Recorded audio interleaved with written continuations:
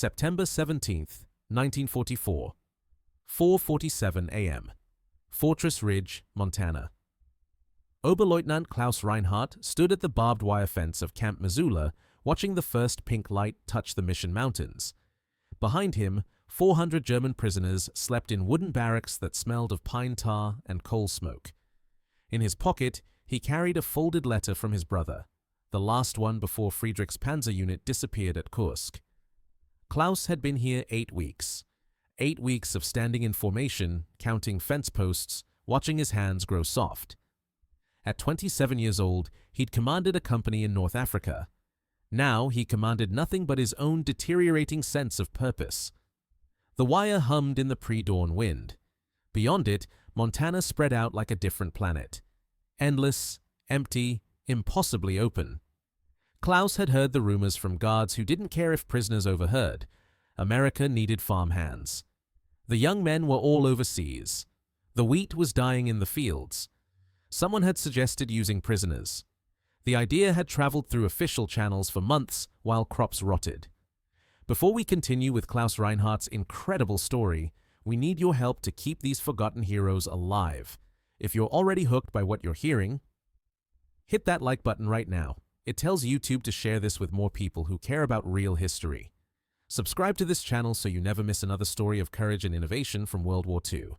And here's something we love. Drop a comment below and tell us where you're watching from. Your country, your city. We have viewers from Buenos Aires to Berlin, from Manila to Montreal. Are you a veteran? Did your grandfather serve? Do you have a connection to this war? We want to hear from you. Now, back to Camp Missoula, Montana, September 1944, where Klaus Reinhardt was about to discover something that would change everything. Klaus Reinhardt had grown up in Lübeck, on the Baltic coast, where his father ran a small shipping office. The family wasn't wealthy, but they had enough. Klaus was the oldest of 3 boys. He'd studied engineering at university for 2 years before the Wehrmacht conscripted him in 1938. He was 5'11", lean, with a mechanical aptitude that made him valuable in the motor pool before they gave him a rifle. He'd never wanted to be a soldier. He'd wanted to build bridges. At Camp Missoula, that engineering mind was going to waste. The prisoners woke at a 600, they ate watery oatmeal and reconstituted eggs. They stood for count at 0730. Then they sat. They played cards. They carved wooden figures from scraps. They wrote letters that took 3 months to reach Germany, if they arrived at all.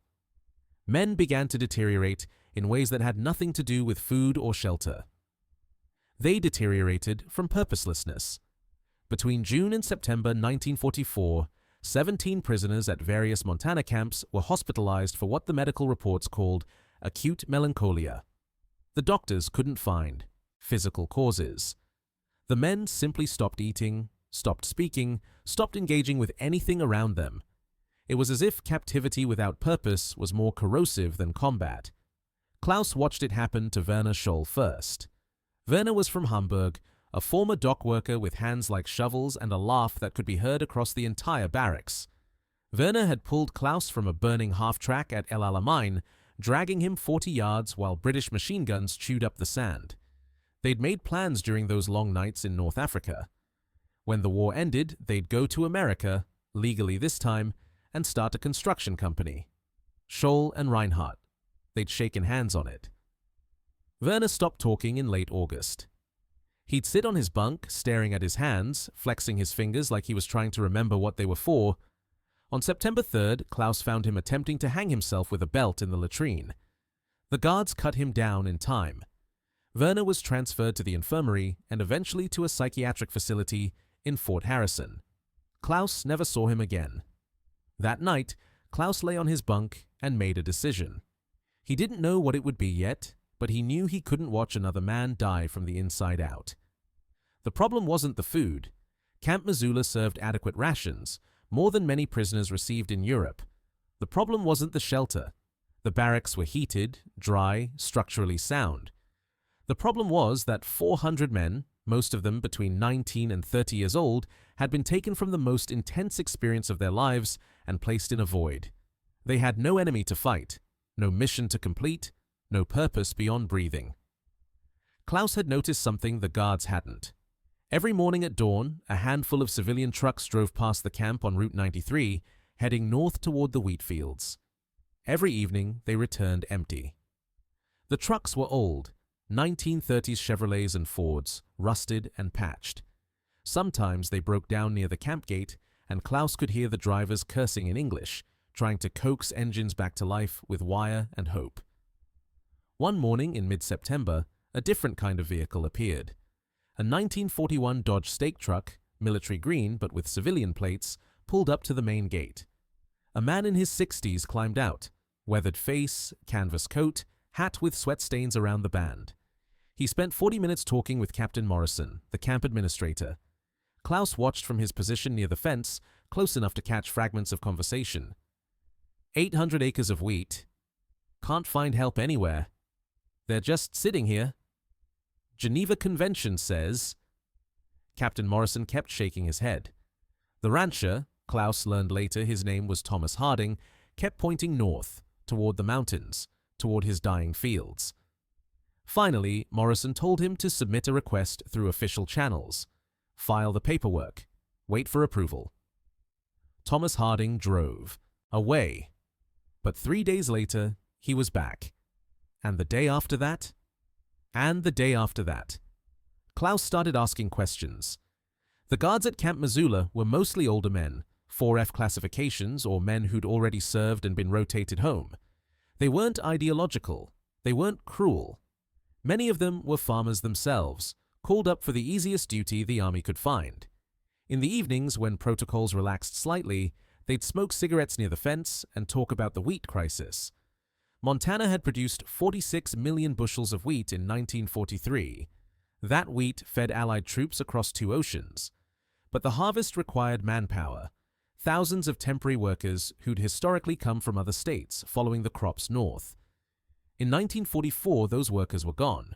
They were building tanks in Detroit or fighting in France.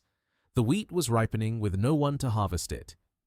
Klaus learned that Thomas Harding owned 800 acres outside Superior, Montana, about 60 miles east of Missoula. He had 2 sons. Both were overseas, one in Italy, one in the Pacific. His wife had died in 1941. He ran the ranch alone with 2 hired men in their 50s and a 16-year-old nephew. It wasn't enough. His wheat was 2 weeks from over-ripening, which meant it would shatter in the fields, worthless. Klaus learned something else. Harding had filed his paperwork. He'd requested prisoner labor through the proper channels. But the request sat on someone's desk in Washington, D.C., buried under 1,000 other requests from 1,000 other farmers. The bureaucracy moved like cold honey while the wheat ripened. On September 24th, Klaus Reinhardt did something no prisoner was authorized to do. He requested a meeting with Captain Morrison. The guards thought he was insane. Prisoners didn't request meetings. They responded when summoned. But Klaus insisted, and Morrison, curious perhaps or simply bored, agreed to see him. Klaus stood in Morrison's office, a small room that smelled of black coffee and cigar smoke. Morrison sat behind a desk covered in papers, his uniform jacket unbuttoned. He looked tired. "You have 5 minutes, Reinhardt." Klaus spoke in careful English, words he'd learned from a phrase book traded for cigarettes. "Captain, I understand there is a farmer who needs help with harvest." Morrison's eyebrows rose. "You understand correctly. So what?" "So my men are dying, sir, not from hunger, from having nothing to do." Klaus paused, choosing words carefully. "I was a company commander. I know what happens to soldiers with no mission. We want to work." Morrison leaned back in his chair. "It's not that simple. There are regulations. The Geneva Convention specifies—" "I have read the Geneva Convention, sir." Klaus pulled a folded paper from his pocket, notes he'd made from a copy in the camp library. Article 27 permits prisoners to engage in labor that is not military in nature. Agriculture qualifies. We can be compensated at standard rates. The work would be voluntary. Morrison stared at him. "You want to volunteer to work for the enemy?" Klaus met his eyes. "I want to volunteer to not go insane, sir." There was a long silence. Outside, someone was playing a harmonica. a slow, melancholy tune that drifted through the window. Morrison rubbed his face with both hands. Even if I wanted to authorize this, the paperwork would take weeks, maybe months. The farmer's wheat will be gone by then. Klaus nodded. Then perhaps we do not wait for paperwork. Morrison's eyes narrowed. What are you suggesting? You have 400 prisoners. You need 40 for camp maintenance. That leaves 360 men with nothing to do. If 20 of those men were to volunteer, if they were to be transported to this ranch under guard, no one in Washington would notice. It is too small. If the harvest succeeds, you file the paperwork retroactively. If it fails, it never happened. That's highly irregular. Yes, sir. I could be court-martialed. Yes, sir. Morrison was quiet for a long time. Finally, he said, Why do you care so much about an American farmer's wheat? Klaus thought about Werner Scholl, staring at his hands in the infirmary. He thought about the other men, young men who'd survived Africa and Italy, who'd survived being captured, who were now dying by inches in safety. Because it is something, sir, and something is better than nothing. Morrison made his decision. I'll talk to Harding. If he agrees, you'll have 1 week, 20 men, 2 guards. If anyone escapes, the program ends immediately, and I'll personally see that you spend the rest of the war in solitary confinement. Understood? Yes, sir. And Reinhardt, if this works, I'm taking full credit. Klaus smiled for the first time in weeks. I would expect nothing less, sir. 3 days later, on September 27, 1944, at 5:30 a.m., 20 German prisoners climbed into the back of 2 army trucks. Klaus Reinhardt rode in the lead vehicle. The guards, Corporal James Chen and Private First Class Eddie Morrison, no relation to the captain, sat in the cabs with loaded rifles. The morning was cold, frost on the ground, the mountains sharp against a sky turning from black to blue. The convoy drove east on Route 200 following the Clark Fork River. The prisoners sat in silence, watching Montana unfold around them. Most of them had never seen anything like it. Germany was farmland and forests, cities and rivers. This was something else entirely, a landscape so vast it made the war feel distant and small. They reached Harding's ranch at 7:15 a.m. Thomas Harding stood in his yard, waiting. He was older up close, deep lines around his eyes, hands calloused from decades of work. He walked to the back of the first truck and looked at the prisoners. Can any of you operate a combine harvester? Klaus raised his hand. I can learn. Harding studied him. You speak English? Some. What's your name? Oberleutnant Klaus Reinhardt. I don't care about your rank. What's your name? Klaus. Harding nodded. I'm Thomas. We've got 800 acres to harvest, and we're about 10 days behind. That wheat starts to shatter, we lose everything. I'm going to teach you how to run a combine. You're going to teach your men. We work sunrise to sunset. I provide meals. You don't try to escape, and you don't sabotage my equipment. We clear? Klaus translated to German. The men nodded. Clear, Klaus said. Thomas Harding had 3 combines, a 1938 Massey Harris Model 20, a 1940 John Deere Model 12, and an ancient 1929 Case that broke down twice a day but still ran. He spent 2 hours that morning teaching Klaus how to operate the Massey Harris. The machine was simpler than Klaus had expected. A mobile threshing unit that cut wheat, separated grain from chaff, and deposited the grain into a tank. The tank emptied into trucks. The trucks took the grain to the granary. Klaus learned the rhythm of the work. Keep the header at the right height. Watch the grain flow. Listen to the engine. If the engine lugged, you were feeding too fast. If the grain came through with too much chaff, your sieves needed adjustment. The combine smelled like diesel and dust and sun-hot metal.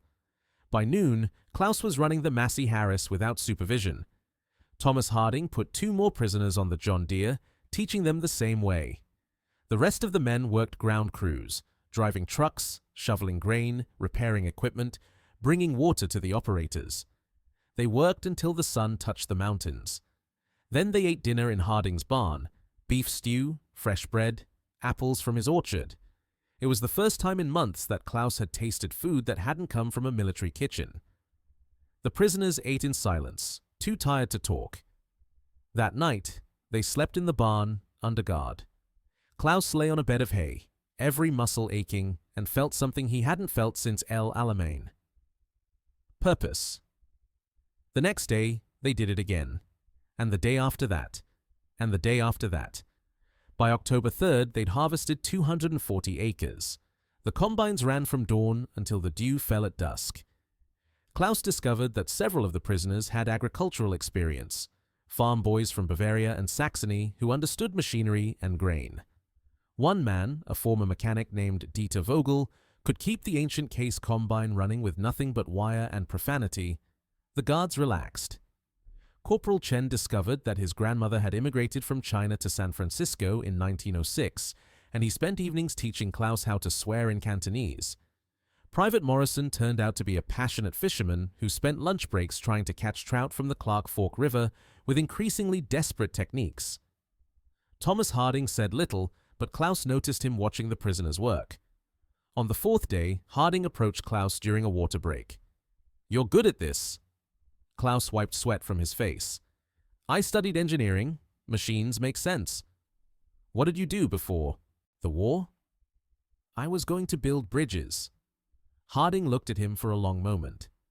"My son James. He's in Italy right now. Tank commander. You ever fight in Italy?" Klaus tensed. This was dangerous territory. "No, I was captured in Tunisia." Harding nodded slowly. "He writes letters, says the Germans fight hard." Klaus didn't know what to say to that. "We were fighting for our country." "So is he." Harding turned to look at his fields. "Funny thing. Here we are, growing food to feed the people fighting you, and you're the ones harvesting it." "Yes. You ever think about just walking away? This is pretty open country. Guards can't watch everyone all the time." Klaus had thought about it. Every prisoner had. "Where would I go? Germany is 3,000 miles across an ocean. Here, I eat. I work. I do not die from doing nothing. It is better than walking into the mountains." Harding pulled a piece of wheat from a stalk, examining the kernels. "You're an odd group. Most people expect prisoners to be, I don't know, dangerous." "We are tired, Mr. Harding. That is what we are." The older man was quiet for a moment. Then he said, "I'm paying you, you know. Geneva Convention says I have to. Morrison worked it out. 80 cents a day per man. Half goes to the US government. The rest goes to you when the war's over." Klaus hadn't known this. 80 cents wasn't much, but it was something. "Thank you." "Don't thank me. It's the law." Harding started to walk away, then stopped. "Klaus, you're doing good work. Tell your men." That night, Klaus translated Harding's words to the prisoners. They received the news in silence, but something changed in their faces. They weren't just passing time. They were earning something, even if it was only 40 cents a day. By October 8th, word of the program had spread. 2 more ranchers arrived at Camp Missoula asking for prisoners, then 5 more, then a dozen. Captain Morrison, who'd been terrified of court-martial 11 days earlier, suddenly found himself administering an unofficial labor program that was rapidly expanding beyond his control. The bureaucracy in Washington finally noticed. On October 12th, Morrison received a telegram from the War Department demanding to know why prisoners were being deployed without proper authorization. Morrison responded with a detailed report of the harvests completed, the acreage saved, and the complete absence of escape attempts or incidents. He included testimonials from ranchers and calculations of the wheat's strategic value. The War Department responded 2 weeks later with grudging approval and a mountain of retroactive paperwork. The program was formalized. By November 1944, 23 prisoner of war camps across Montana, Wyoming, Idaho, and North Dakota were participating in agricultural labor programs. Over 3,000 prisoners worked the harvests that fall. The German High Command heard about the program through neutral channels and filed a formal protest, claiming it violated the Geneva Convention's prohibition on forcing prisoners to support the enemy's war effort. The U.S. government responded with sworn affidavits from 800 prisoners confirming their labor was voluntary. The protest went nowhere. The Japanese, monitoring the program through intelligence channels, were baffled. Their doctrine held that capture was dishonor, that death was preferable to imprisonment. The idea that enemy prisoners would volunteer to help harvest American grain was incomprehensible. Some Japanese intelligence officers concluded the affidavits were fabricated. Others theorized the prisoners were being coerced in ways the Americans had successfully hidden from international observers. None of them considered the simpler explanation, that men needed purpose, and purpose could be found anywhere, even in an enemy's wheat field. Klaus Reinhardt and his work crew stayed at Harding's ranch until October 15th, when the last of the wheat was harvested. In 19 days, they'd brought in 46 wanu 200 bushels from 800 acres. Thomas Harding sold the wheat to the government at $1.35 per bushel. After expenses, he cleared $28,000, enough to keep the ranch running for 3 more years. On their last evening, Harding invited the prisoners and guards into his house for dinner. They sat at a long table in his dining room, eating roast chicken and mashed potatoes and green beans from his garden. Harding said grace in English. Klaus translated it to German. They ate together, enemy and ally, under a ceiling that leaked slightly in one corner and needed paint. After dinner, Harding gave each prisoner a small bag of wheat seed. "Souvenir," he said, "when you get home, plant it. See if German soil grows Montana wheat." Klaus held the bag, feeling the weight of the seeds. "Thank you, Thomas. You earned it." Harding shook his hand. "If things were different, I'd hire you. You're a hell of a farmhand." "If things were different, I would accept." The prisoners returned to Camp Missoula. The routine resumed: formations, meals, count. But something fundamental had changed. The melancholia cases dropped.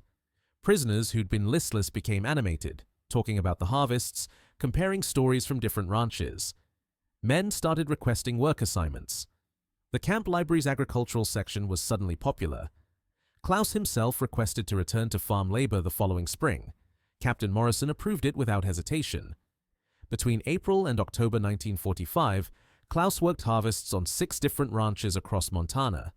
He operated combines, repaired tractors, helped with spring planting.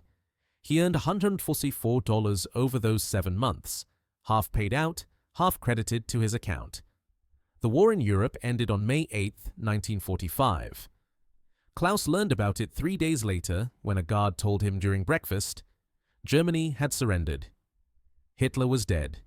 The Reich was finished. Klaus felt nothing. Or rather, he felt too many things to separate them. Relief, grief, shame, confusion. He was 28 years old. He'd spent 6 years in uniform. He'd killed men whose names he didn't know. Now it was over, and he was standing in Montana with dirt under his fingernails and calluses on his hands, and Germany was a wasteland 3,000 miles away. "What happens to us now?" he asked the guard. "You go home, I guess, eventually." Klaus was repatriated to Germany in December 1945, shipped from Camp Missoula to Camp Shanks in New York, then by transport ship to Bremerhaven. The crossing took 11 days. Klaus stood on deck and watched the Atlantic and thought about bridges he'd never built. Germany was ruins. Lübeck, his hometown, had been bombed heavily in 1942. His family's home was gone, just a crater where a building used to be. His parents had survived, living with his aunt in Hamburg. His brother Friedrich had died at Kursk, just as Klaus had suspected. His youngest brother, Matthias, had been killed in the bombing of Dresden. Klaus Reinhardt, who'd survived North Africa and captivity and Montana wheat harvests, came home to a country that didn't exist anymore. He worked construction for 2 years, rebuilding Hamburg. The work was brutal and the pay was minimal. Reconstruction wages in Reichsmarks that weren't worth the paper they were printed on. In 1947, he met a woman named Greta, a war widow with a 5-year-old son. They married in 1948. Klaus adopted the boy, whose father had been killed at Stalingrad. In 1951, Klaus used his saved money, including the $72 in prisoner wages that the US government eventually paid out, to start a small engineering firm, Reinhardt and Associates. They designed bridges, just as he'd planned before the war. Small bridges at first, river crossings, highway overpasses. Later, larger projects. He never talked about the war. When his son asked about his time as a prisoner, Klaus would say only, "I was in America, I worked on farms, it was better than fighting." In 1963, Klaus received a letter from Montana. The envelope was worn, forwarded through multiple addresses before finding him. Inside was a photograph of Thomas Harding standing in a wheat field and a short note. "Klaus, still growing wheat, still thinking about that harvest. Couldn't have done it without you boys. My son James came home. He's running the ranch now. If you're ever in Montana, come visit. Thomas," Klaus wrote back. They corresponded occasionally over the years, brief letters, usually just before harvest, comparing crops and weather. In 1968, Thomas Harding died of a heart attack at age 72, combining his own fields. His son James sent Klaus a telegram. Klaus attended no funeral. It was too far, too expensive, but he planted wheat in his garden in Hamburg from seeds he'd saved for 23 years. Klaus Reinhardt died in 1991 at age 74 of complications from emphysema. His obituary in the Hamburg newspaper mentioned his engineering firm, his bridge designs, his widow and children. It mentioned his military service in one sentence. Reinhardt served in North Africa during the Second World War and was held as a prisoner of war in the United States. No mention of Montana. No mention of wheat harvests. No mention of 800 acres saved from disaster or the program that kept thousands of men sane during captivity. In 2003, a graduate student at the University of Montana named Sarah Chen, no relation to Corporal James Chen, was researching agricultural labor during World War II. She found records of the prisoner work program in the National Archives, boxes of correspondence between ranchers and the War Department. She found Captain Morrison's reports. She found pay records showing 80 cents per day per prisoner split between the U.S. government and individual accounts. She tracked down James Harding, who was 79 and still running his father's ranch. He gave her the photograph of Klaus in the wheat field, along with the letters his father had kept. "Dad always said those prisoners saved us," James told her. "Said they worked harder than any hired hands he'd ever seen." Sarah Chen published her dissertation in 2005, Voluntary Labor, German POWs in the American West, 1944-1945. It received minimal attention outside academic circles. The University of Montana Library keeps a copy in its special collections. There is no memorial for the program. No monument in Montana commemorating the prisoners who harvested wheat while their country burned. The ranches they worked are still operating. Different owners now, modern equipment, but the land is the same. The wheat still grows. Montana produced 51 million bushels of wheat in 1944. Without prisoner labor, estimates suggest production would have dropped by 20 to 30%, creating shortages in Allied supply lines. The prisoners saved approximately 12 million bushels. They were paid $124,000 in total, half of which went to the U.S. government, half credited to individual accounts that many prisoners never collected. The program worked because everyone involved chose to ignore the rules just long enough to solve the immediate problem. Captain Morrison risked his career. Thomas Harding risked his reputation. Klaus Reinhardt risked solitary confinement. They did it anyway, because sometimes the right thing is more important than the authorized thing. The program worked because men need purpose, even in captivity, especially in captivity. The difference between survival and deterioration isn't food or shelter. It's having something to do that matters, even if that something is harvesting an enemy's grain. The program worked because occasionally, in the middle of a total war between industrial nations, individual human beings can find ways to treat each other with basic decency. Not because of ideology or politics, but because a crop is dying and hands are idle, and the problem in front of you is more important than the conflict behind you. Klaus Reinhardt never collected his remaining prisoner wages. The $72 that the U.S. government eventually paid out was deposited into an account that went unclaimed for decades.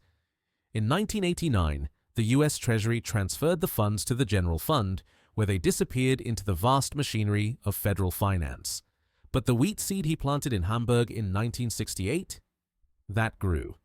His wife Greta tended it after his death, and their grandson tends it now, a small plot in a community garden producing a few pounds of grain every summer. The kernels are larger than German wheat, adapted to American soil, stubbornly growing in a country thousands of miles from where they were born. If this story moved you, hit that like button. These forgotten pieces of history need people like you to keep them alive. Subscribe to this channel so you never miss another story of courage, innovation, and unexpected humanity from World War II. And drop a comment below. Where are you watching from? Did your grandfather serve? Do you have a connection to this war? We want to hear from you. Thank you for keeping these memories alive, for understanding that history isn't just about battles and generals, but about ordinary men finding purpose in extraordinary circumstances. The wheat still grows, the bridges still stand, the stories, if we choose to remember them, endure.